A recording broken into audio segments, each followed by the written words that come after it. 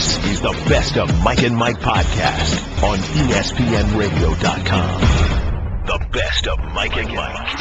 Hey, it's Greeny. Thank you for checking out the Best of Mike and Mike podcast. It's what we have for you today. His and hers are in our studio, Jemele and Michael, with plenty on the NBA trade deadline. Melo shutting it down, Jeff Van Gundy's perspective, and why Colin Kaepernick is making a huge mistake on Twitter. The Best of Mike and Mike.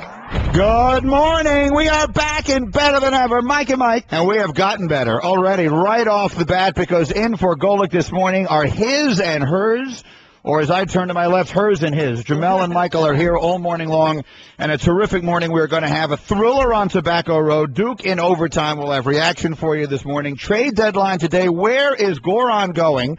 Melo shuts it down, Shanahan breaks it down, and the Patriots football story has taken a turn from which it will not recover. All that and a whole lot more. But it begins with the shirts.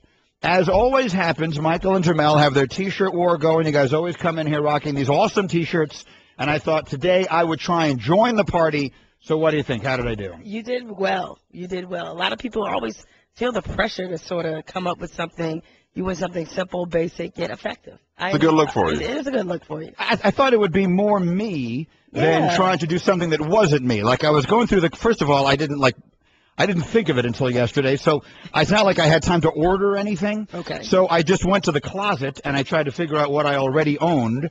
And, I had a bunch of stuff that was a little more outlandish, but then I thought, this would be a little more Greeny style. Yeah, it is. I don't think I've ever seen you in a T-shirt. I don't know that anyone has ever seen me in a T-shirt. Maybe it's the start of something. I sincerely hope so. One way or another, I think this looks good. So we have that going all morning long. Obviously, we'll start with the trade deadline this morning because Goran Dragic is the name that everyone is talking about. At some point by 3 o'clock this afternoon Eastern time, he's going to get traded. The question is where. Mark Stein was talking about it yesterday with us. They're in a real tough spot because everybody knows now that Dragic wants out, so that hurts their leverage. And also, if you're going to trade anything good for Dragic, you got to be sure you can keep him. And so there are teams like Houston, like Sacramento, that are so bold, they probably would trade for Dragic even without that assurance. And then you have teams like the Lakers and the Knicks. You said it. They don't have a lot of assets. So they might say, you know what, shouldn't we just wait till free agency when we can offer this guy 4 years, $80 million, and not have to give anything up for him? That was Mark Stein in here with us yesterday. Jemele, I get a sense you don't think that the balance of power in the NBA for the foreseeable future rests on the future of Goran Dragic. It just is kind of amazing to me. He's a good player, but because there are no other big names being moved, all of a sudden he becomes Tiny Archibald. Like, I don't want to discredit anything that Goran Dragic has done, because last year we know he had a kind of a breakout season for him. Numbers have been down, understandably so, this year with Isaiah Thomas and obviously with Eric Bledsoe. So I get it, and I get why he wants out. But I'm just kind of a little astounded how this has inflated. A good player, but it feels very much to me like it's 2 a.m. at the club and the lights turned on and there's Goran Dragic for some teams. You agree, Michael, or disagree? Not at all. Just because it's 2 a.m. and he's the only person left in the club doesn't mean he's not fine. Right. Look, if you look at his numbers on the court, when he's the lone point guard, when he's dominating the ball, there's no Bledsoe and Thomas to worry about, he's putting up numbers that few, if any, other players in the NBA are putting up. He's still oh gosh. Look it up. I know. I heard Tom Haberstroh. I think he was on SVP and Russillo, and when he's able to, when he's the lone option, he's a top 5 point guard. Did I miss something? Clearly, a lot of Suns games. I want to start my team with Goran. No. But he was the most improved player last year. He was 3rd team All-NBA, which quick math means he was a top 15 player last year at least. I mean, he's a 20-point-a-game scorer a year ago. So is he worth giving up? How many great point guards change teams? Usually they don't. He's a great point guard. No, I'm saying you don't see great point guards changing teams. So when you get a really good one, possibly to get, that's why there are teams lining up to get him. Well, here's the thing: as Greeny said, if you're the Lakers or the Knicks, why would you? I don't even know why he would want to go to the Knicks, because if they're really going to run the triangle, that's not really what he's best suited for, correct? And if you're the Lakers, you don't have anything really to give. Wait till the summer. So then that leaves, supposedly, he doesn't really want to go to Houston. So, again, this scrambling to get Goran Dragic, I guess I just don't kind of get it. But that's also what makes it fascinating. You got him coming out saying point blank, I don't trust this front office anymore. They brought in Isaiah Thomas supposedly as insurance in case Dragic opted out and became a free agent.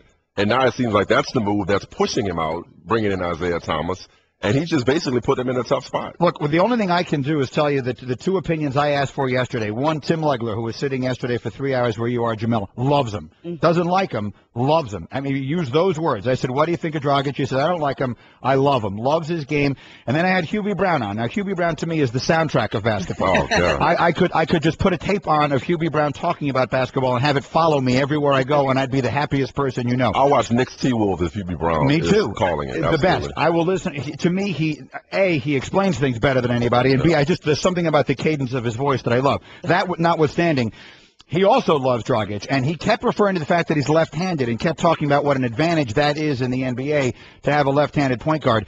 Those two guys both love him and do believe that he is the beginning of a building block. So let's talk about, for example, now the Knicks and the Lakers. Everyone talks about Stein was talking about this yesterday with the Knicks and the I think it's this cut. You know, they have us on SportsCenter all the time asking us, who are the Lakers going to get? Who are the Knicks going to get? And you struggle to come up with names they can get just because, like you said, LaMarcus Aldridge, Marc Gasol are probably out of their reach. Tony Parker already decided to stay in San Antonio. But Dragic wants to go to a big market team. So suddenly the Lakers and the Knicks have something to go for. So let's talk for a moment about the possibility of the Lakers. The Knicks had their own news yesterday with Carmelo that we'll get to in a second. But let's just say Dragic doesn't have to be the greatest. He doesn't have to be Tiny Archibald, but he could just be a solidly above average NBA point guard, one with whom you can win big. Yeah. And now, if you're the Lakers and you get lucky in the draft lottery and you get yourself a really good player, you get Dragic, you get Kobe coming back with maybe a different mentality, which I want to ask you both about with some of the comments he's made lately. I interpreted them one way. Tim Legler interpreted them another way. Randall comes back healthy. And then the big one, does Kevin Love decide to come back to L.A., which I think, depending upon what happens with the Cavaliers in the playoffs this year, might not be out of the question. So for the Knicks, I think, are in it for a very, very long haul. This is going to be a long, long, long, cold winter that could last 3 years for the Knicks at minimum. The Lakers, I could almost see bouncing back like that if a couple of those things break their way. And Dragic could be a piece of that. Now, they don't have to trade for him. They shouldn't trade for him. They shouldn't, exactly. They shouldn't trade for him to do that. They finish out in the top 5 in a lottery. It goes to Phoenix. Right. So they don't want to get any better. Exactly. So they're going to keep that pick, and they don't want to trade Randall, who you would think would be their most tradable piece. So the Dragic thing, the likeliest scenario today is that he goes to Houston. Or Boston. As Legler said, well, Boston, you would think, would be getting him to try and keep him long term. And I have no idea if they would have any chance of doing that or not. Houston, I think, would be getting him to say, you know what, let's make a run and try and win this thing right now. Let's make a run and try and win this championship right now. And I asked Hubie, how do you like Dragic and Harden together in the backcourt? And that's the big question. Is Harden going to be willing to share the ball a little bit? Because while he's not a point guard, every time you turn the TV on, he has the ball in his hand. And is Goran Dragic, given the situation he's left, part of the reason he's unhappy now is having to share the ball with other point guards. You would like to think that the chase for a championship would be motivation enough, and maybe that he could set aside some of the angst that he has. And I get it. I understand. He's a young player. He's eager. Well, not too young, I guess, but 28, I think. He's 28, yeah. But I understand him being eager to show people that he can be the man. And you wonder if that mentality will disrupt Houston. From Houston's side, absolutely, you have to go for it. You have James Harden playing at an MVP level. They don't know what's going to happen with Dwight Howard in terms of how good he can be this season, given his injury issues. For them, it makes all the sense in the world. If you're going to push your chips to the middle of the table, you might as well go ahead and do it. I'm not in love with the fit, though. One of the reasons Harden is one of the 2 or 3 leading candidates for MVP is because of the way he drives that offense. And not to say Goran Dragic couldn't be a nice player as well, but I would want to take the ball out of James Harden's hands. Let me play the devil's advocate to that. Mike and Mike presented by Progressive Insurance. Last year, over 3 million drivers switched to Progressive. Call or click today. Find out if you could save. Charles Barkley, in his now somewhat infamous rant against Daryl Morey, the general manager of Houston, the one point that he made that almost everyone I've asked seems to agree with is the Rockets aren't winning a title.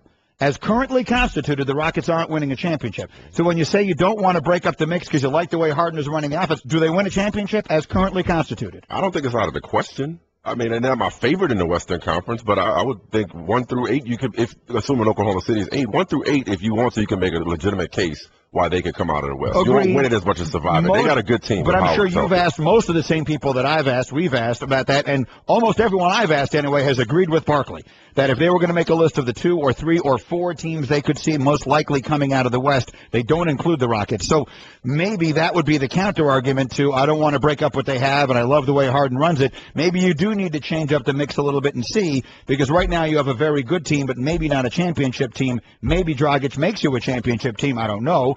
And if he does and you win a championship, maybe he says, hold on a second, this isn't such a bad place to be, and maybe he does wind up staying. It's maybe worth the roll of the dice. It's risky. Just to further illustrate what I'm talking about, Jamel, in the limited minutes he's been the lone point guard on the court this year. 20 points and 7 assists per 36. Okay. Curry, LeBron, and Westbrook, the only guys doing that this year. That's how good he is. That's how good he is. And this is why Charles Barkley rants against the analytics a little bit. It's not an analytics thing. It's a fact. I'm just telling you that he's better than but then when you say stuff like that, it's like he's just as good at it communicates as he's just as good as Russell Westbrook. Well, that's your misunderstanding. I'm not misunderstanding. I'm saying you're putting up that excellent point differential or that plus minus where he's 210th. That's all. Oh, okay. So you'd rather use that number? Yeah, because that's a single number, and not putting him in the category. Okay. That's usually the way this thing works. Mike and Jemele, and we are having you can see that we've gotten off to this kind of a start. It's going to be great this morning, all morning long. We want to hear from you. And again, we got the T-shirts working this morning, so you can let us know how you think that we're working this morning. I love both of yours, as always. I didn't feel comfortable going with just the T-shirt, because I don't like the way my arms look on television, so I wasn't comfortable just going bare arms. So that's why I got like the under thing working. Right? Yeah, sun's out, guns out. I mean, we all understand that is the thing, but in order for that, you need to have guns. Okay. Mine are like water pistols, so it doesn't work quite the same way. All right, let's get to what happened yesterday with Carmelo Anthony. It was no surprise, and yet the timing of it, because of the attention that it got, there are a few things about it that just don't pass the optics test. My gut feeling, I'll preface all of what I'm about to say, is that it is ultimately no harm, no foul. But it does look awful. So let's work our way back. Before All-Star Weekend last weekend, which there's always an enormous amount of build-up to, and maybe more so this year because it was in New York and the sharing it between the Brooklyn and the Garden and everything else, and Carmelo Anthony was really the lone representative from the market, that Carmelo really wanted to be a part of the All-Star game. And I got it. I understood that. There's a lot to being the host of that, and I understood why he wanted to be a part of that. He was my assistant coach when I coached the celebrity game on Friday night. So he did all the work. He did a lot of the work in the middle of signing autographs and taking pictures with people during the game, which is a whole other argument that I have with him. But we'll put that to the side for the moment. And right at the moment that I desperately needed a little help with a substitution, he seemed to be otherwise occupied. But let's leave that for the moment. So I did joke around all week, and I was only slightly joking that I was going to try and talk him into, in the last 2 minutes of the game, if it was close, go in there and take a couple of shots. And he did show up wearing, like, sweatpants and sneakers, so I thought I had half a chance of that. Because I thought it would be funny, and I knew he was going to play, I thought he was going to play 5 minutes in the All-Star game. I thought he was going to come out, get up a couple of shots, wave to the crowd, get cheered loudly, go sit down, and then go have his surgery. What I did not know was that he was going to have a Kellen Winslow experience. And for those for whom that's a dated reference, he was legendarily had to be carried off the field, and after a playoff game once, San Diego man, because he plays so much. Carmelo playing 30 minutes. The optics of Carmelo playing 30 minutes in the All-Star game, and then announcing yesterday that he needs what turns out to be a little more serious knee surgery than most people had been suspecting, and that the recovery is 4 to 6 months, which is a little longer than most people had been projecting. The optics of this come out looking very bad. I heard really loud criticism of this on the Michael Kay show yesterday on ESPN New York. So, Jemele, I'll give you the floor first. What do we make of this? How big a deal is it? Well, I think it's a big deal, and absent of us finding out all these new details about the surgery. I thought it was a big deal before he played in the game. I thought it certainly was an even bigger deal seeing how many minutes that he played in the game. And look, I understand the pressures of All-Star Weekend and that he wanted to, as you said, be a part of that and be a good host and showcase New York City. But it wasn't like people weren't going to go to the game if he wasn't there. It wasn't like it wasn't going to be less rated on TV. So, and it wasn't like it was his first All-Star Weekend either. His number one priority is the New York Knicks and getting them back on track. That's what they paid him for. They did not pay him to be the mayor of New York City. And it's kind of with him, I think he's such a great player. He's a good person by all accounts that everybody tells me. I've only interviewed him a couple of times. It's just disappointing at times to see him seemingly have his priorities just a little bit out of whack. He should have had this surgery as soon as they told him that he needed it, because this is a big free agent summer for the Knicks.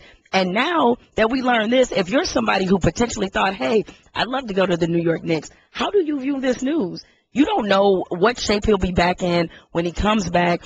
Is he in the maybe it's the microfracture? No, but is this the start of an debridement surgery? Right. It is a little more serious. And I believe the other players that had it have always had to have a follow-up second surgery. Yeah, Dwayne Wade and Jeff Granger. He should have started this process. I get it, but Carmelo is 30 years old, and we know at 30. It only starts to go downhill from there, both as a basketball player and in life, okay? That's just the way it works. So that should have been his priority. He should have had it as soon as possible so he can be completely healthy and in the clear for next season. All right, one, I didn't have a problem with him playing in the All-Star game, and I didn't have a problem with him playing 30 minutes in the All-Star game. It's not like he was diving for loose balls or banging in the post. He was shooting three-pointers and jogging up and down the court like everybody else typically does in an All-Star game. That's number one. Mike, your father, how old are your kids again? 14 and 12. 14 and 12. You remember when the kids were young?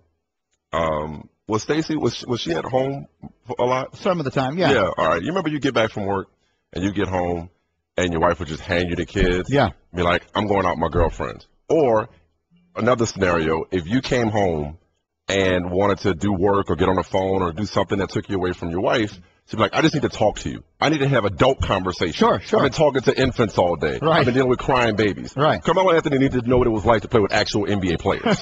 He needed to spend some time around his peers. I thought that's what he did at the Olympics. Did I miss that? All season long, he's been playing with a bunch of D-League guys and people that's not going to be on the team next year. He's like, I want to know what it feels like to play with people on my level. I'm sorry, did they pay him $100 million for that? They paid him $100 million for 5 years, not for this year. Okay. And this year they're 10 and 42. So there's absolutely no point whatsoever for him to, in order to improve the optics after playing in a game that was important to him and important to the city, clearly, to come back and say, well, just so it looks better, I'm going to continue playing for a team that's going nowhere. They did the right thing shutting him down. I have no problem with him playing the All-Star game before shutting it down. I agreed with you. I was completely on that side until I heard the news yesterday. Because maybe I had heard this wrong. I was under the impression that they were looking at something that might have been handled arthroscopically, that could potentially have been dealt with by just resting. Well, he kept talking about trying to avoid it. 2 months. Yeah, that it would come back into 6 months is a long time. This is already mid-February. 6 months is the middle of August. So if they go to if it is not until the middle of August that we know how healthy he is, then no free agent that is making a decision on whether he might try to go to the Knicks or not is going to have a real clear idea of how healthy Carmelo Anthony is going to be, at least in year one, right? I mean, they won't know that. And I don't know how significant that is. A pretty good idea is. where his rehab is. I hope. I mean, I don't know. Look, I'm not in that situation. But the Knicks are already a major roll of the dice. Now, I don't know who it is that's even considering them this offseason. Well, that's what I'm saying. Are they considering them for the money, the market? Yeah, Gasol's probably not going to go. Aldridge is probably not going to go. Right. And who else even is there? I mean, Kevin Love. Probably not. Maybe it's Rondo. Probably no one. Maybe it's hopeless anyway. That's why Phil was talking about looking at some of the secondary guys, but just focusing more on chemistry as opposed to just the big fish. Fair enough. And so if that's the case, that's the case. But if I was Dragic on that wants side, to go. So Dragic does seem to want to go. But now if you're Dragic and the Lakers are interested in having you, and all of a sudden you might have a chance to go play. I'm just making this up now. Let's just say Dragic and Kevin Love decide to go to LA. Kevin Love ain't going to LA. Where's he going? He's going to stay in Cleveland? He's staying in Cleveland. I don't know. I don't think the LA, the California, the Oregon, the UCLA, West Coast ties, whatever, that's not enough to make him leave LeBron James. As difficult as it may have been at times for him this season. You want to talk about optics, bad optics. How would it look for Kevin Love if you go from Minnesota saying, I want to win, and you get a chance to play with one of the best 2 or 3 players in the world in LeBron, along with Kyrie, and just because your numbers are, quote-unquote, down to 17 and 10, and you're not getting the touches you want to go to L.A.? What's more of an unknown? Being a third banana in Cleveland or going to L.A.? You talk about a guy coming back from surgery or coming back from injury who's older, Kobe Bryant. That's more of a risk than Carmelo Anthony in New York. I think you're looking at, if you're him, you're looking at the post-Kobe Lakers. I think you're looking at being the next generation and then hoping of the that they Lakers. get you help, which you were already in that situation once before. And the Lakers generally do that, but I think you're also hoping not to be just basically a spot-up shooter. I mean, Kevin Love has basically become Mike Miller. At this point in that, I mean, Tim Love, I'm stealing Legler's material all morning long, but he basically has become a better rebounding Mike Miller. Well, it's in that year offense. one, and it got Chris Bosh. I mean, I know he's not the same player, but it got Chris Bosh 2 championships, being Right. a third guy. So but that would be an interesting question. And in his heart of hearts, do you think Chris Bosh looks at this? Would Chris Bosh be happier if he had gone, I don't know, to Houston and been the legitimate second option, and it was Bosh and Harden, and they were making deep runs, just through his career. Oh, okay. And not have gone with LeBron and Wade. Maybe he wouldn't have the rings right now, but he'd be a perennial all-star and averaging 22 and 12, and people would think of him as one of the best players in the league instead of having to listen to 2.5 Men jokes, which is basically what he had to do during ring ceremonies. The best of Mike and Mike.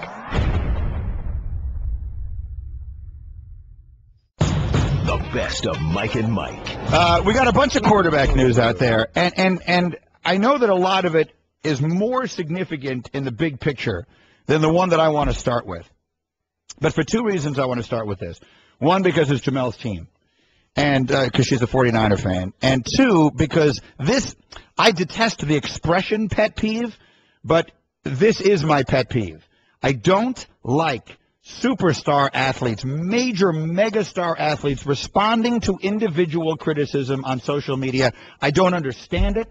I think it is, I'm going to use the term, it is beneath them. What Colin Kaepernick got involved in yesterday is beneath him, in my opinion. And if he was sitting here, I would tell him that. We've only had Kaepernick on the show once. He came out to the Super Bowl last year. He sat with us. He's extremely charming. I like everything about him. He's very dynamic. I still think he's going to be a great player. This was not the best year he's ever had. I still think he's going to be a great player. I could be wrong. But this stuff he should not be doing. If you didn't see it yesterday, Kaepernick tweeted about his workout. 1,000 abs, arm workout, 10 minutes straight on the jump rope, 2-hour study session in February. That's what we call a recovery day. That was his tweet. So he's letting his fans know, he had a big day of work. One fan on Twitter named Stephen Batten wasn't impressed. He wrote back, and his handle is Batman Returns.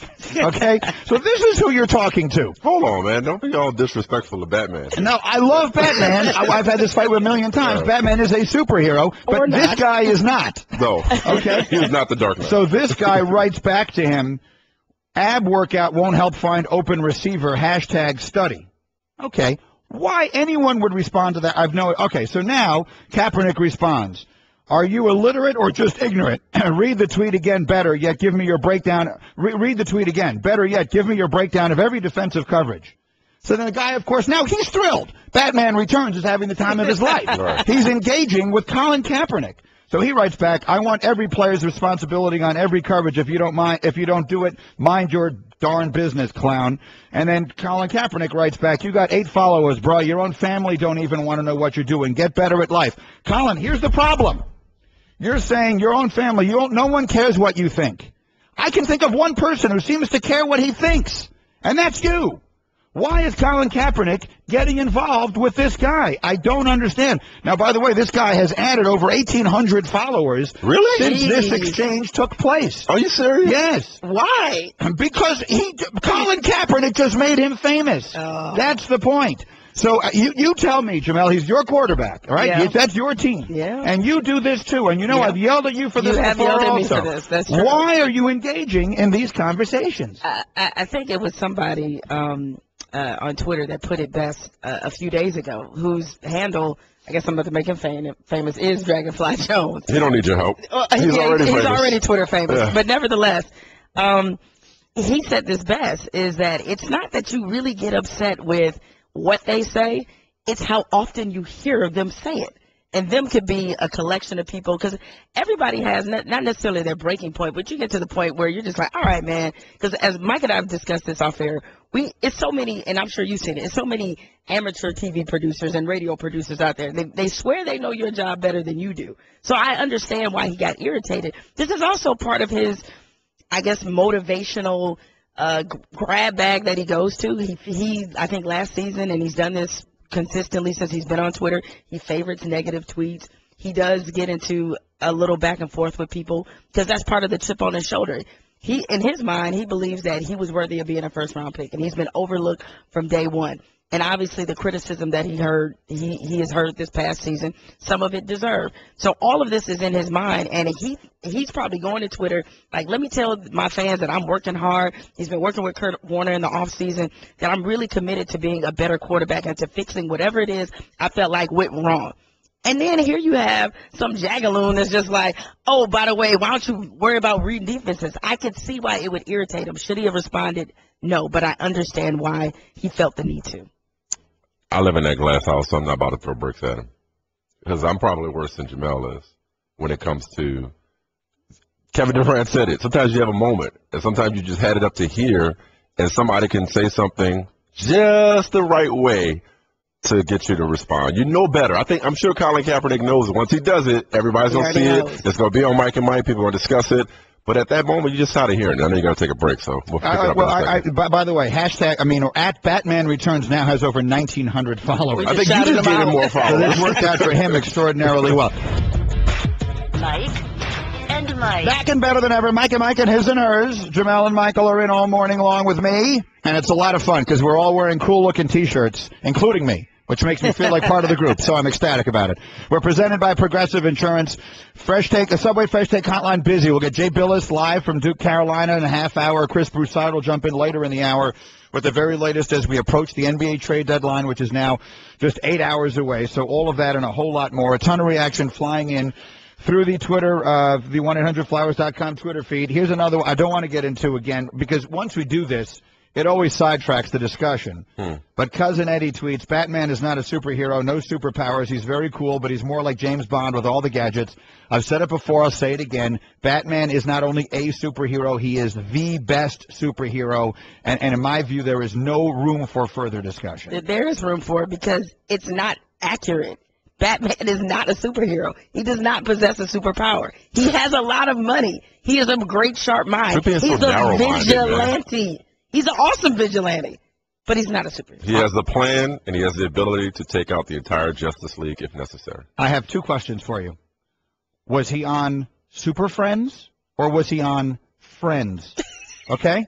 Was he Chandler? He's the leader of the Justice League. He is the leader of the Justice League. He is the best of the superheroes. By but I don't want to get definition. sidetracked. Let's go back to the Kaepernick stuff. Well, actually, his young grandfather, You know what?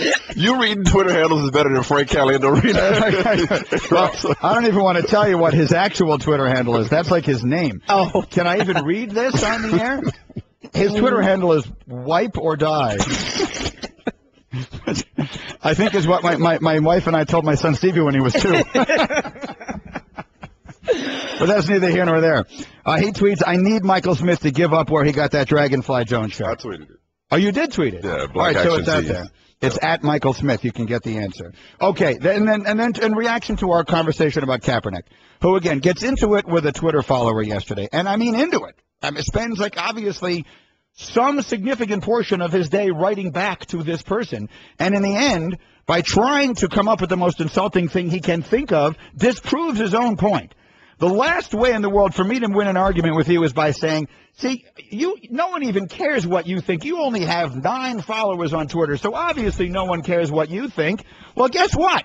You just spent 10 minutes arguing with him. Obviously you care what he thinks. But Mike, why are you judging that though? Why is that are they allowed? This is Durant's point. Yeah. Are they allowed to be human beings They are allowed, but and have feelings and emotions, even getting But what into it for Kevin somebody Durant with is 8 doing, followers? he's in a situation in which he is obligated to be. They're forcing him to be there. He has to sit there and answer these questions every single day. Colin Kaepernick does not have to scroll through his mentions every single day to find the one guy who tweets something nasty to him and write back to him. Well, there is something to be said for responding more to the negative than the positive. And he responds a lot to positive ones. He retweets people Kaepernicking and kids that tweet to him. So he does a lot. But these are the ones that make news, and these are the ones that draw people's attention and people take screen grabs of. Look, Mike, everything you're saying is logical. Everything you're saying is logical. But there are certain things that touch a nerve.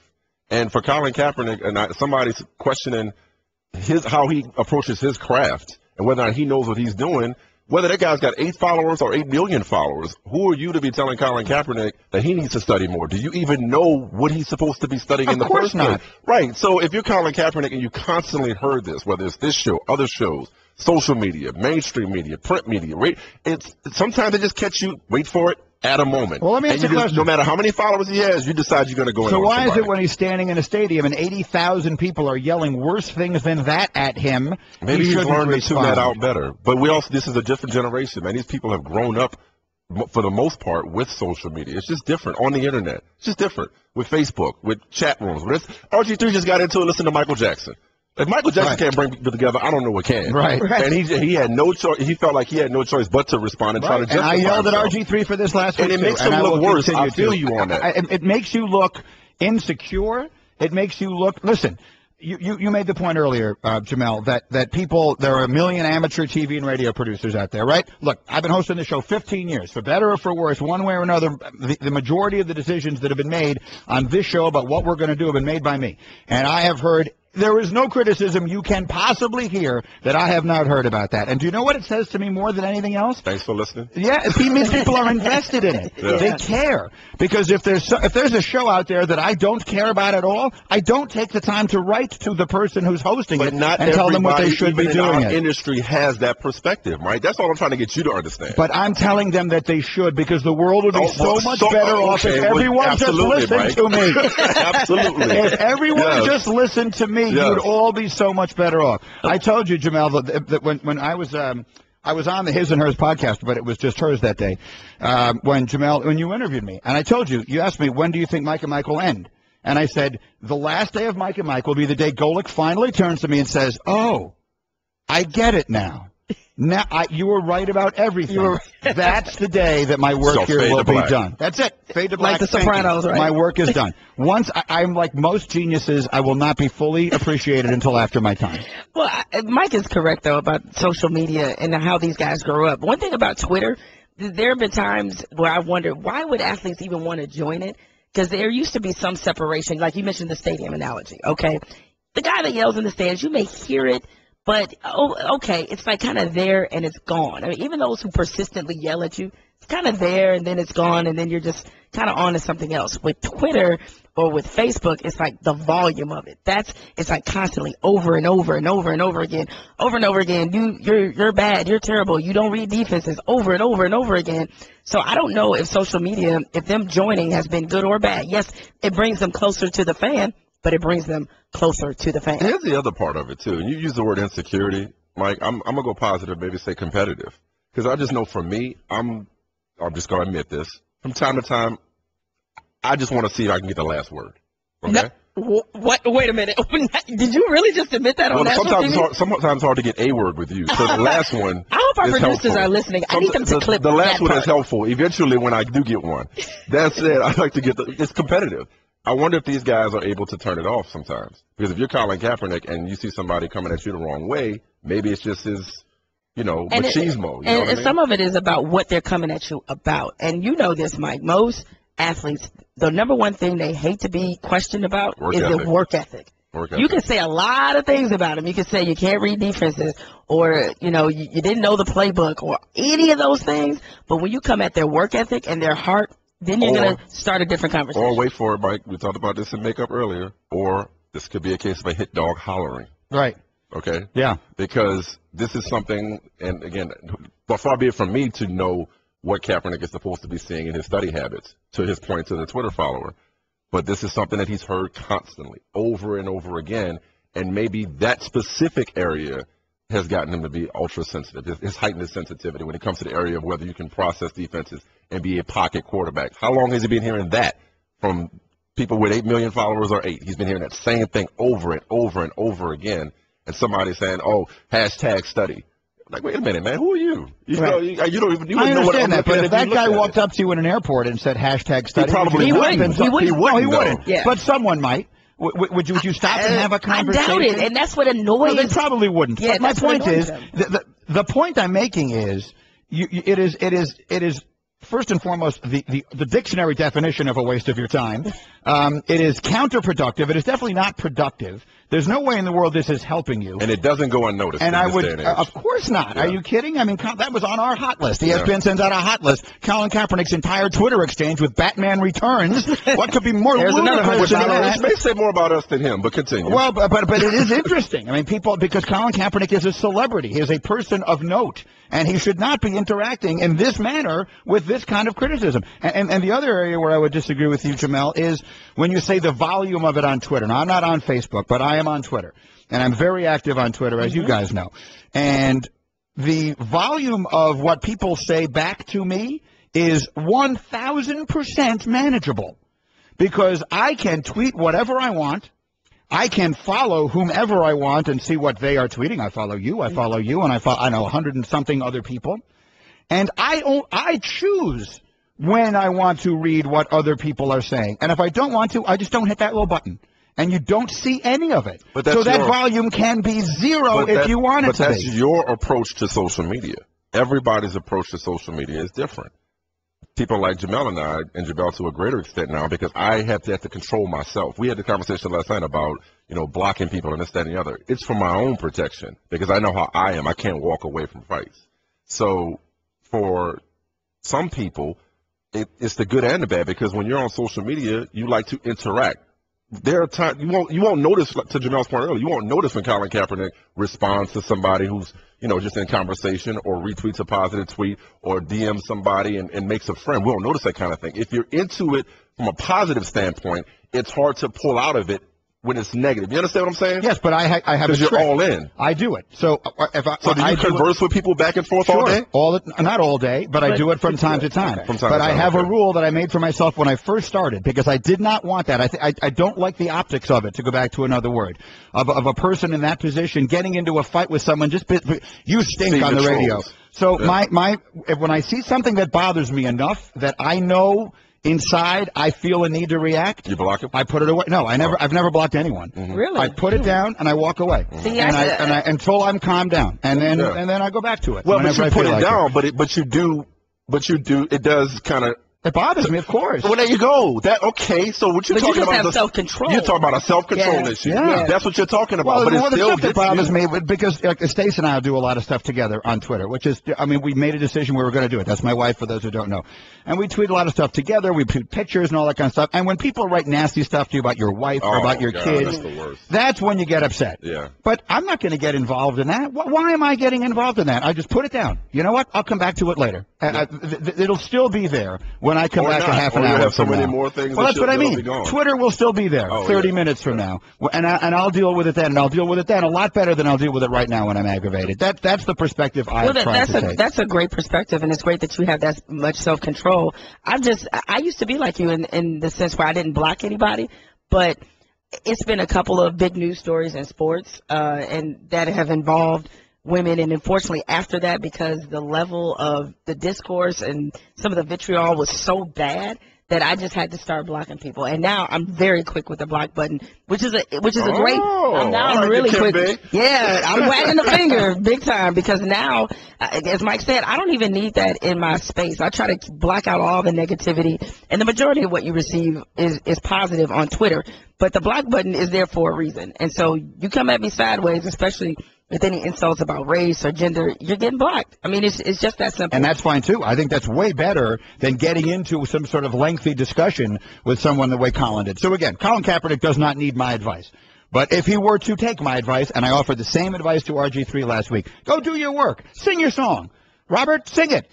You don't think Michael Jackson is worth defending? Time. Yeah, sing it and enjoy it, and don't worry about it. Don't worry about what one guy thinks. He's just trying to get a reaction out of it. People always want to be starting something. That's it, exactly right. I understand. Okay, extremely well played. So yesterday, Jay Gruden, coach of Washington, announced that RG3 is going to be the starting quarterback when they open camp, which I suppose makes sense, and at the end of the day, on February 18th, is completely irrelevant anyway. No harm. But there was reaction here on ESPN, as you would expect, Amy and Woody. Yeah, I'm surprised. But listen, I'm not buying it one bit, honestly. I think they want to quiet the noise, to be honest with you. They just want to quiet the noise, keep the off-season quiet, go about their business. But in no way do I believe that they're totally committed to RG3. Mark Brunell. There's nothing that RG3 has done to earn that starting position right now. This is a quarterback that is going backwards.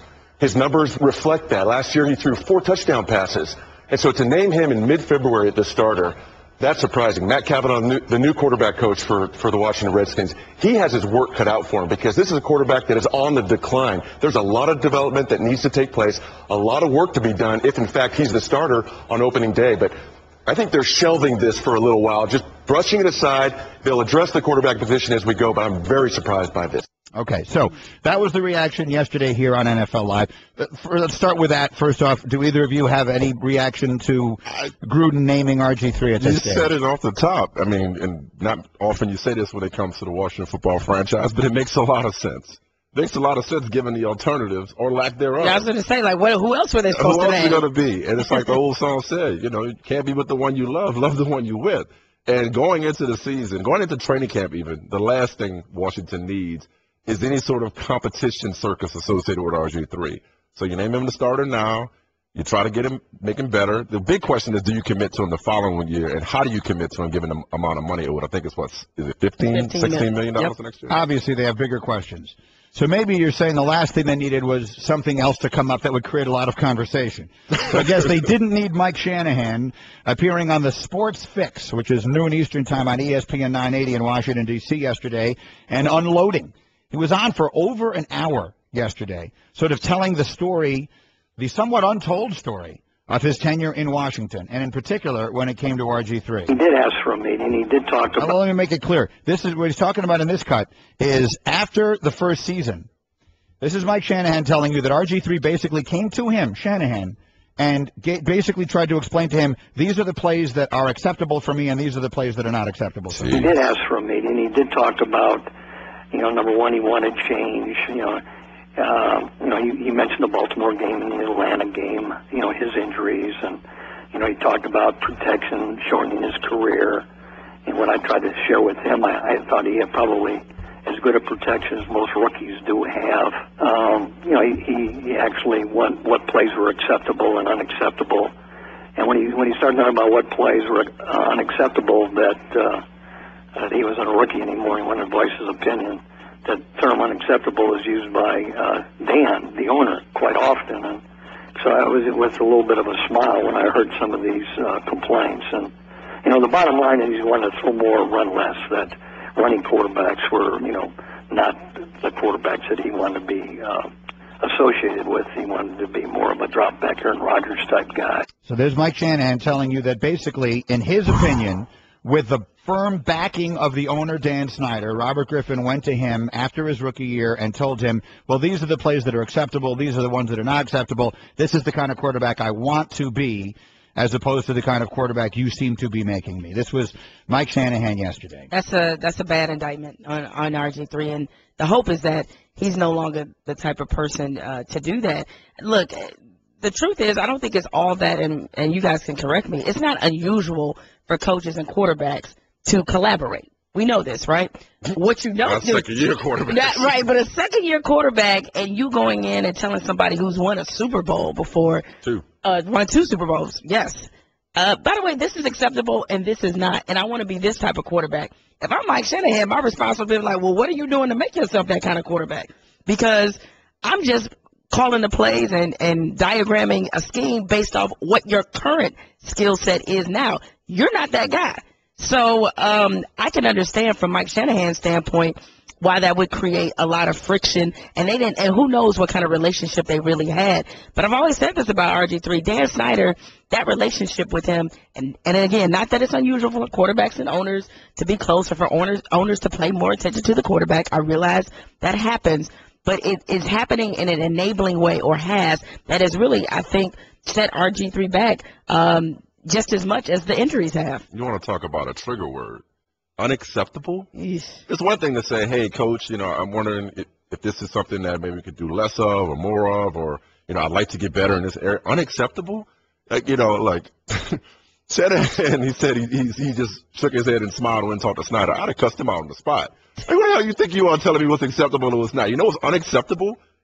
And looking back, what's unacceptable is how you played since that rookie season. That's what's unacceptable. So this is just really He basically aired a lot of dirty laundry. Basically wrote a book on the radio yesterday with some of the stuff he said. That is correct. This because is really negative. With what you just heard, Mike Shanahan was just getting started. Wait till you hear what he said next.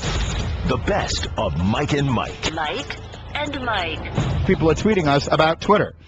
Timothy tweets, technology has made all of us immature at any given time.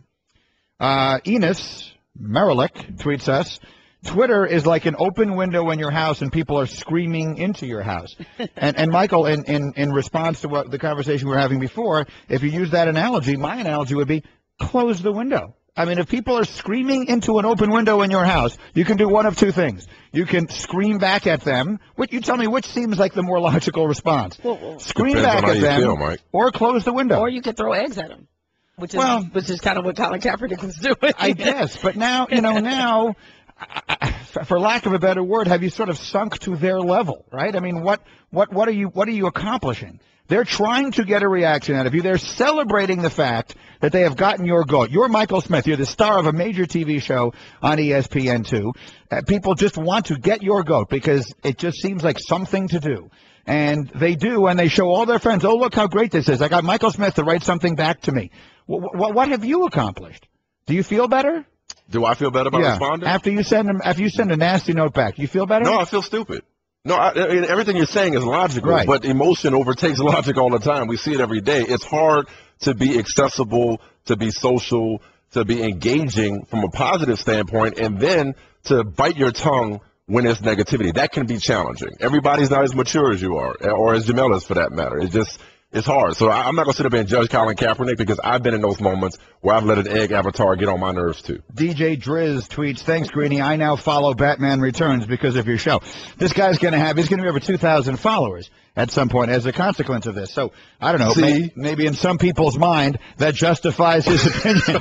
Mike and his and hers in studio this morning, and I want to let you know right now, you can also hear our 15th anniversary podcast that Golick and I recorded with our wives. Stacy and Chris came up here. We did almost an hour.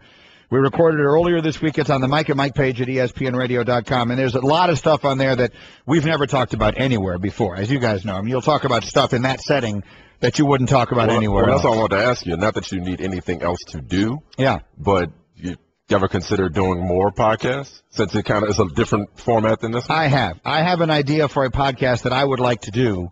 But I don't know if it's something that would be a little different from this. So yeah. I don't know if, I don't know. We'll see. Okay. Let's talk about it after the show. All right. If you'd like to try and work this out with me, I would like to. I do have an interest in doing it, but we'll get to it. All right. Let me talk about who I think comes out of this thing looking the worst. When you talk about RG3 and you talk about Mike Shanahan and you talk about Dan Snyder. Now, look, Dan Snyder is a very easy target, right? He is the easiest target, one of the easiest targets in sports, because pretty much everything he has touched with that team has turned to, stone or whatever it is. He spends a bunch of money on guys. We all know the statistics about guys who are Pro Bowlers who come there and it never works out. So I'm not in any way defending his tenure in ownership. But I'll say this. Everything is about the way you phrase it, And I don't know Robert Griffin III from Adam. But I would bet that at the end of his first year, Andrew Luck sat down with his coaches and said, let's go over this offense. Let's talk. Let's have an open exchange of what's working, what's not, what I want to do, what we're doing. I bet you Peyton Manning had that conversation after his rookie year. Well, those two guys, it was their playbook from the jump, though. Even before that. Okay. Yeah, they came in with it. Again, I don't know. But what I'm saying is, I don't think if you're Robert Griffin III and this team has just traded whatever they traded to get you, 2 number ones and a 2, whatever heck it was. Yeah.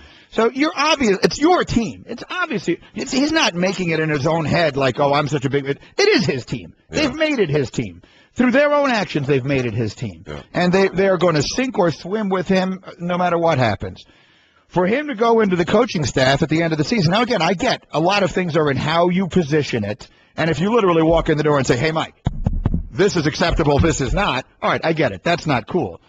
But I don't think there's anything wrong with an exchange of ideas that could last the entire off season about this is my interest and this is the part of my game I want to develop. And look, I almost got broken in half by Haloti Ngata during the regular season, and I got knocked out of a playoff game, and I spent my whole off season redoing my knee. We need to work a little bit more on my pocket passing. So again, I wasn't in the conversation.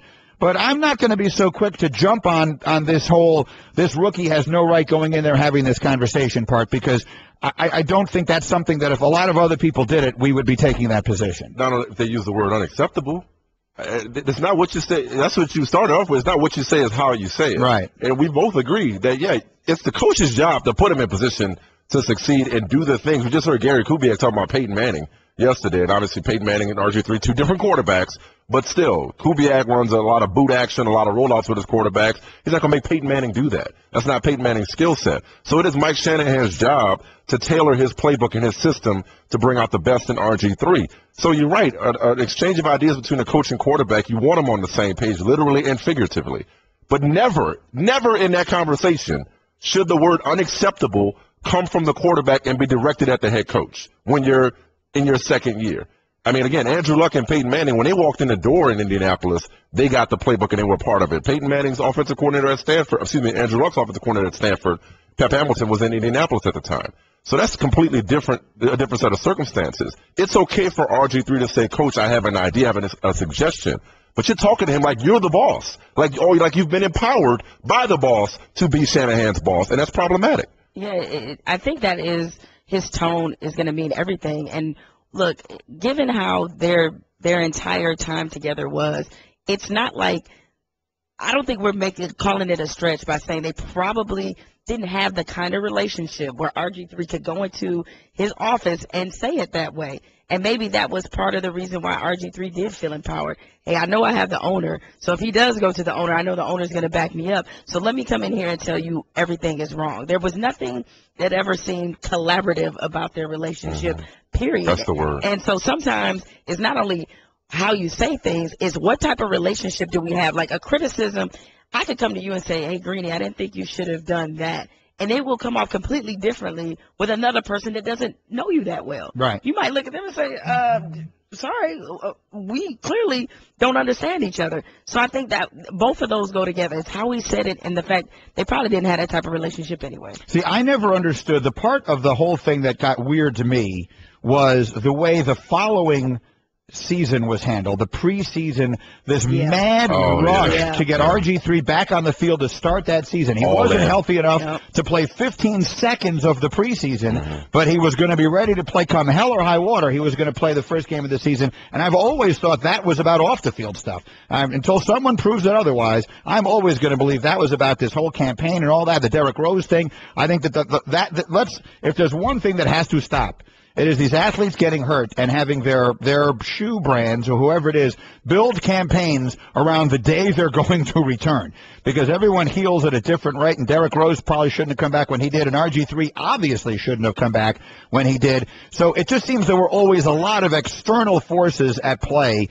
And I don't know whose fault that is. And maybe at the end of the day, it is the owner's fault. I just feel like RG3 has become a very easy punching bag, and everything sort of gets thrown at him. Yeah. And I wonder how much of that is accurate. I'm not in the building. Look, maybe it's all completely accurate, but I feel like he has just become the ultimate target in sports right now. Well, and then this is, Mike Shanahan, as they say, bringing up old stuff. And as I said, I would hope, my expectation would be that RG3 isn't that type of person to do that now.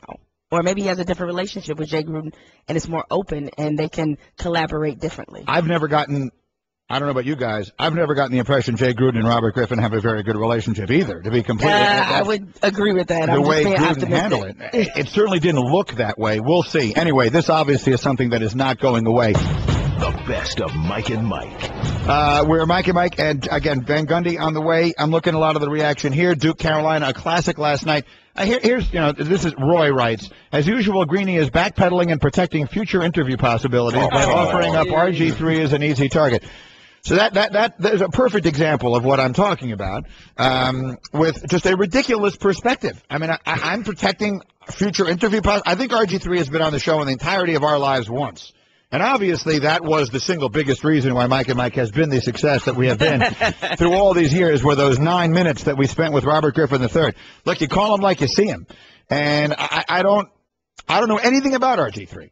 The little tiny bit of time I've spent around him, I liked him. And listen, if you were to believe everything that you hear about everybody, then let me rephrase that. Let me put that the other way.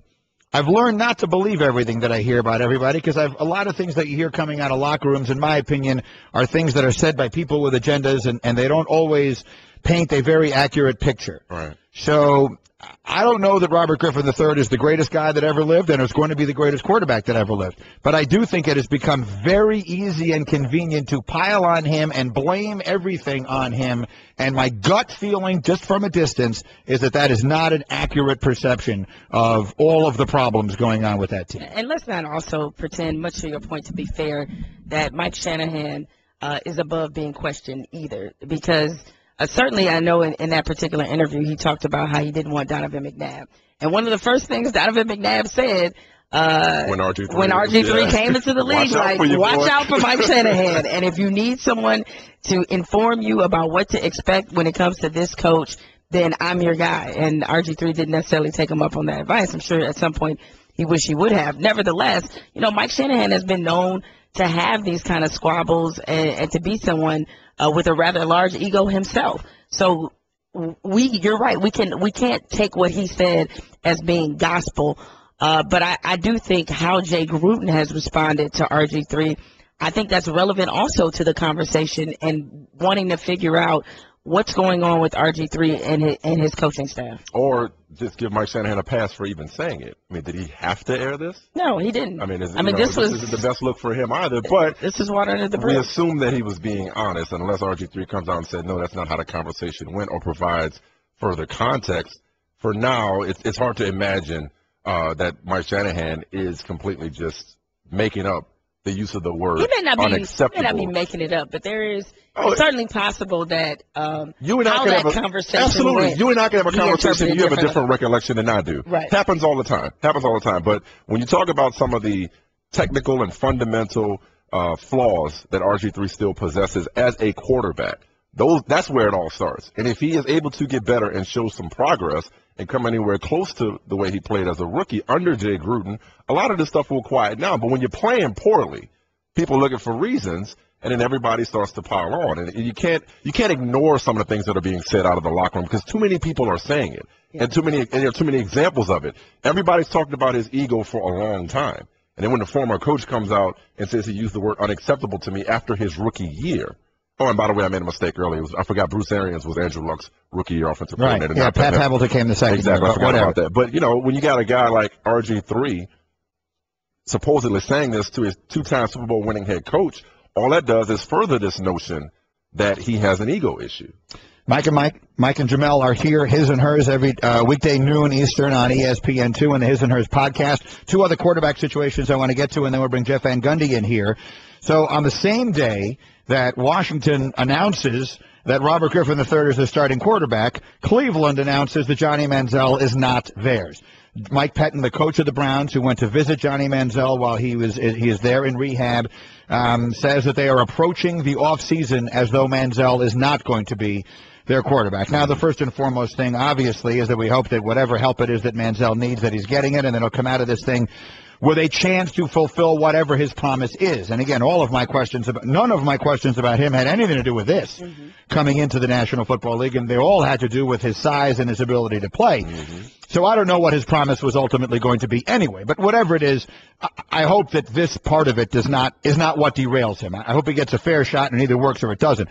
But what do you make of that situation now in Cleveland, where it almost sounds, and if you really listen to Mike Pettin yesterday, it almost sounds like he's basically giving up on that. It does sound that way, and this is the difference. And you hit the centerpiece with Johnny Manziel.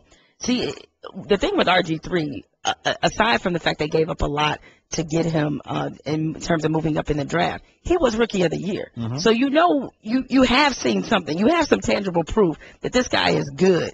You don't have that with Johnny Manziel. It was always polarizing opinions about his ability. And because it makes it that much easier for Cleveland to say, you know what, we can move on a lot faster, in addition to the money as well. The fact that, there you go. The quarterbacks aren't getting those Sam Bradford, Matthew Stafford deals anymore, so you can theoretically go into the next draft and pick another guy.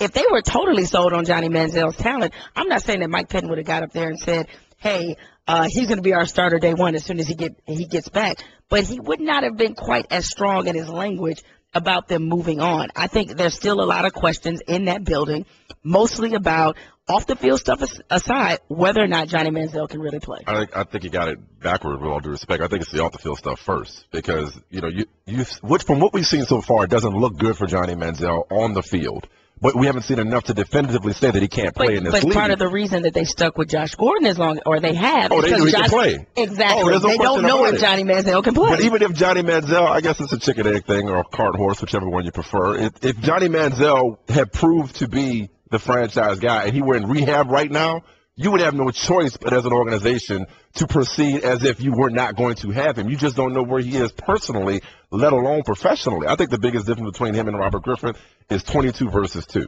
You took RG3 at 2. You give up a bounty of picks to get him. You have a lot more invested in terms of draft picks. And the salary not quite what it once was. It will be in the next year, but draft picks invested in him. They give up a third to move up to take him to 22nd.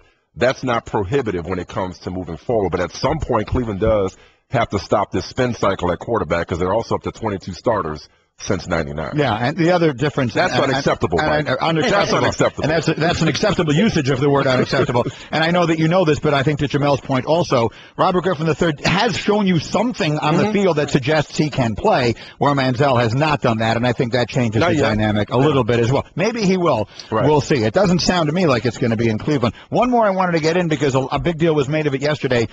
John Fox, new coach of the Bears, refusing, no matter how hard the reporters tried to goad him into it, to offer even a remote vote of confidence for Jay Cutler as the quarterback there. Now, the contract situation is so prohibitive that it is bordering on impossible, I think, that Cutler will not be the quarterback of the Bears next year. So it's the reverse of these other situations, really, where the other teams might be looking into other options. And in this case with the Bears, they probably can't look at other options, but they won't, the coach at least, isn't going to make or doesn't want to make any sort of verbal commitment to the embattled quarterback. What do you think of that? The worst thing it seems like you can be when you're a quarterback in this league, or the worst thing for an organization is when you have a quarterback that's average. Like if you're really bad, you can say, you know what, we can get rid of this guy. Or if you're really good, obviously you can commit. Jay Cutler, part of the reason everybody keeps falling for that particular banana in the tailpipe is that he shows you just enough for you to think like, oh, it's there. I know it is. And I could be the one to bring it out. And I've said this many times about him. At some point, no, he's reached a point. He's no longer potential. He is what he is. And so I don't blame John Fox for, kind of dressing up a pig a little bit and saying, oh, we're 100% behind Jay Cutler. He did get benched last season. They can't say that because it probably wouldn't be true. Now, do they have another option? No. But for him to right, it always comes back. You're only as good as your options, right? A lot of guys out there know what that's about. A lot of people in general on the dating scene. But no, I mean, they don't have any choice but to commit. But he doesn't have to sell it as if they're so strongly behind him because he could be looking at a season where he may be benched a few times, especially if they don't have Brandon Marshall there. Well, look, they met with Josh McCown. With all due respect to Josh McCown. That just lets you know where it is, right? You know what I'm saying? And you don't blame him for not, coming out and giving him this ringing endorsement. I don't blame him for not coming out and saying, you know what, hey, this isn't my guy. I mean, because Cutler, whether you want to admit it or not, Cutler is better than a lot of quarterbacks in the NFL, at least more proven than a lot of quarterbacks in the NFL. He's very frustrating because of what we think he can be, given the immense physical talent. I think people need to give that up. If that ship is probably he's only better than the really bad ones. Exactly. Okay. He's just not terrible. That's the best thing you can say about him. But the really good ones aren't sitting around saying, hey, you need a quarterback? So if you're John Fox, I think you look at a Jay Cutler, and let's face it, Mike, they've won with Jay Cutler. Not won at all, but they made the playoffs with Jay Cutler. Once. Playing a certain formula, a certain way. And if you're John Fox and your specialty is fixing defenses overnight, did it in Carolina, did it in Denver, you bring a running game, and you got to be thinking to yourself, look, I'm probably going to have to stick it out with this guy at least one more year given a contract. I might be able to make it work if we play a certain way. Don't ask him to win games for me. Get a ball to Forte and another running back, lean on the defense. Maybe we can make this work. We'll see how it goes. That's again, I think he doesn't have any choice but to go in that direction, which is why I was a little surprised he was as unenthusiastic publicly as he was. He got his name right. He knew his name. We're presented by Progressive Insurance. Jeff Van Gundy joins us in 1 minute on the Subway Fresh Take Hotline on the NBA's trade deadline day. That's after this word from LifeLock and a not-so-fun fact, which is that years ago I was a victim of identity theft. Someone got a credit card in my name. It was awful. It took me years to get everything worked out off of my credit, and since then I've signed up with LifeLock, which is an industry leader in identity theft protection. Their new LifeLock Ultimate Plus service goes beyond just monitoring ATM and credit card transactions. It provides protection for your identity, your bank, and your retirement accounts, your credit cards, even the equity in your home. You think your credit card company guards your bank accounts, or that credit monitoring alone is going to stop your identity from being stolen? Look, no one can stop all identity theft, but LifeLock Ultimate Plus provides the most comprehensive identity theft protection that is available. Help protect yourself with LifeLock Ultimate Plus now. Visit LifeLock.com and enter the promotional code Mike. You will save 10% on your LifeLock Ultimate Plus membership. That's promo code Mike at LifeLock.com to get our special 10% discount. LifeLock.com. The network does not cover all transactions. Oh. All right, we are Mike and Mike, and the trade deadline is 3 o'clock Eastern time this afternoon, so I've never been very good at quick math. 6 hours and 40-something minutes away, with Jemele Hill and Mike Smith in with me this morning, and Jeff Van Gundy live with us on the Subway Fresh Take Hotline. Good morning, Jeff. How are you guys? We are all well, thank you. And let's start with Goran Dragic, who is the name that everyone is talking about right now. And he's the guy, let's face it, because Phoenix has been outside the playoffs and because they play in the West and all the rest of that. There are a lot of pretty good basketball fans that haven't seen a whole lot of Goran Dragic. I asked Legler about him yesterday. He loved him, or loves him. How much of a difference maker, in your view, is Dragic? Well, I think if he goes to a team that's good, he can make them very good if they have a hole at the point guard position. He's big. He can run pick and roll. He can shoot the ball, and he's a very active, scrappy defender. So I like him. You know, like a lot of these guys, everyone's going to say, oh, they overpaid. But listen, to get a good free agent, you normally do have to overpay a little bit. And I think Dragic would be worth it for the right team. There's talk, Jeff, that Houston may try to reacquire him, even though there's no indication that he'd be willing to re-sign with them in the offseason when he does hit free agency. How do you like his fit with Houston, given Harden's role when it comes to facilitating?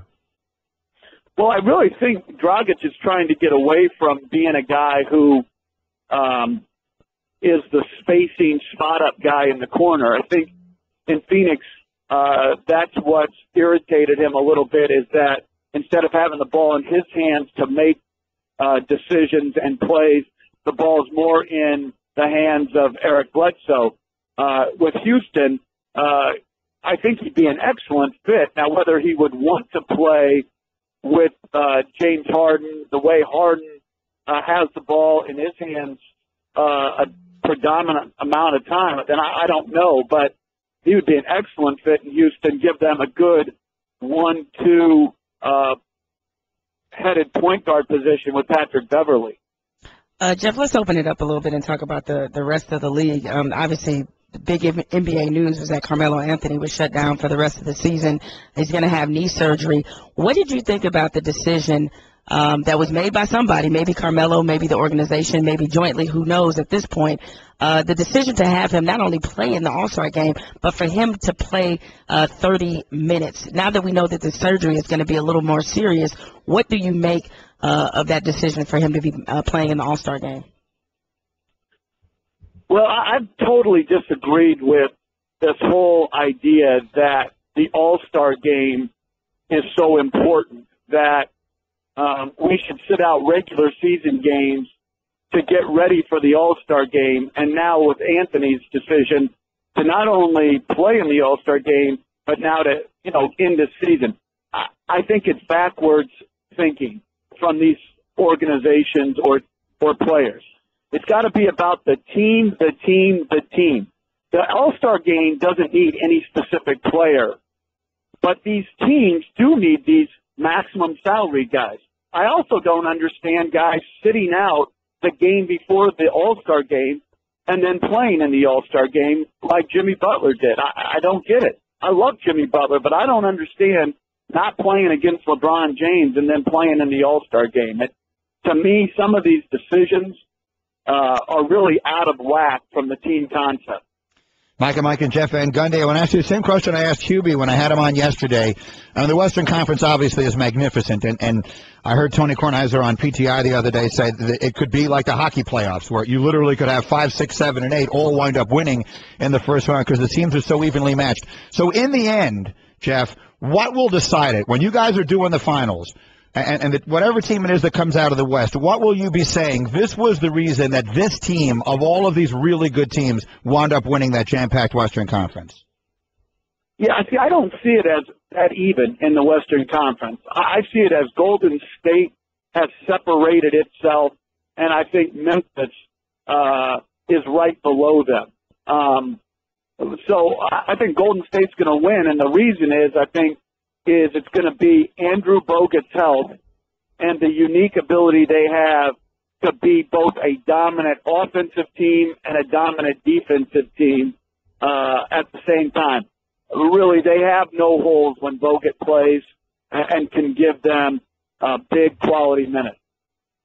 Speaking of at the same time, Jeff, OKC has not had its big three of Durant, Westbrook, and Ibaka together much of this season. I feel like it's, if I'm not mistaken, a quarter of the total minutes this year, those three have been on the court together.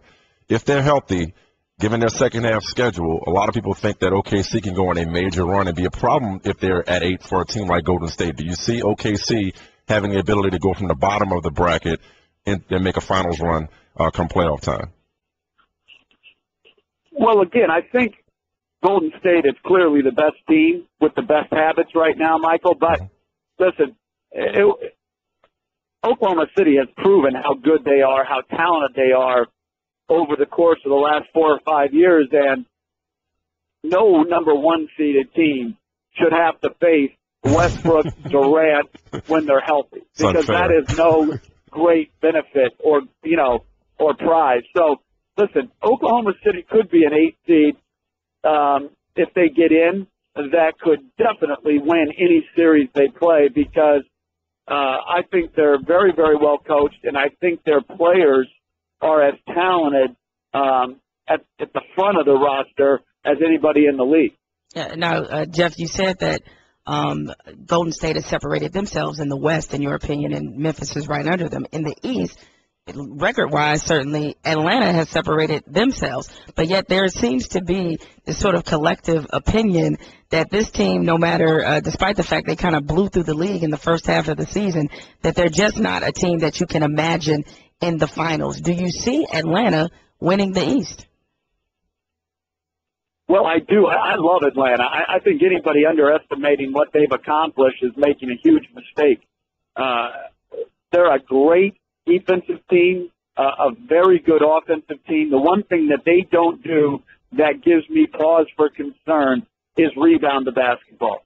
And but other than that, I think they're going to hold up in the playoffs exceptionally well. Now, Cleveland, since James has been back and sort of reinvigorated, I think they're the best team right now. I think David Griffin made some outstanding trades. I think Chicago can be dangerous, but they just seem a little bit, just like Derrick Rose not being at practice yesterday. They just seem a little bit off right now in what their priorities should be. But I think the winner is going to be one of those three teams. But I do not think, if I had to favor somebody right now, I would favor Atlanta. It's Mike and Mike. It's Jeff Van Gundy as we get set for the second half of the NBA season. Jeff, it's always a pleasure. We'll see you soon. Thanks, Jeff. All right, guys. Take care. It's Jeff Van Gundy with Mike and Mike, brought to you by Metro PCS. Right now at Metro PCS, get an unlimited 4G LTE plan for just $50 a month, all on the blazing fast nationwide T-Mobile network. I'll say this. All year long, Jemele, I agree with you. The conventional wisdom has been it's not going to be Golden State. Their style of play doesn't win in the playoffs. But that's back-to-back days now with two guys I admire greatly. Hubie Brown yesterday and Jeff today saying Golden State's the team to beat in the West. Yeah, I think a lot of people, believe it or not, despite their record, despite having all the talent that they have and their ability to score, are still underestimating them. I think because the West, the narrative all season has been, the West is so tough. It's hard to call a favorite. I would agree with Jeff Van Gundy. I think they have clearly separated themselves as the best team. They've been consistent all season, and it's been the same way for Atlanta. I'll admit, with Atlanta, I really wasn't believing it. And over time, I just looked at the thing. Enough? Is that I'm not going to give you any credit. Over time, I said, this team is really good. They're just not the team you expect or the franchise you expect. And because they don't have an obvious superstar, everybody's kind of out on them. But the records are what they are. And NBA history tells us when you have the type of record that Golden State and Atlanta has, then more often than not, you make a deep run in the playoffs. Well, specifically as it relates to Golden State, I just never understood why they were doubts to begin with. Because even when Bogut was out, they were the best defensive team in the league. I mean, that's where they get it done. Now, the offense makes the headlines and the Sports Center top tens and the highlights and the fantasy basketball people happy. But defensively, they're the best team in the league. I mean, they're so much better than everybody else. And I don't buy this whole jump shooting team can't win. I mean, they're going in. I don't care where they're coming from. We're going to find out. I have a feeling with them we're going to find out. I do think that it's going to be a free-for-all in that Western Conference playoffs because I'm not writing off OKC. I'm not writing off Dallas. San Antonio. Who's going to write off San Antonio? You got to be out of your mind. Right mind, yeah. And even the Clippers. I mean, I think if Griffin comes back healthy and everything else, Memphis. they're going to make somebody sweat. Well, Memphis and Golden State, obviously. Yeah. So, I mean, to me, I think it is a free-for-all waiting to happen in the Western Conference. This has been the best of Mike and Mike on ESPN Radio Pod Center. To hear more from Mike and Mike, log on to ESPNRadio.com and become an ESPN Radio Insider. The best of Mike and Mike.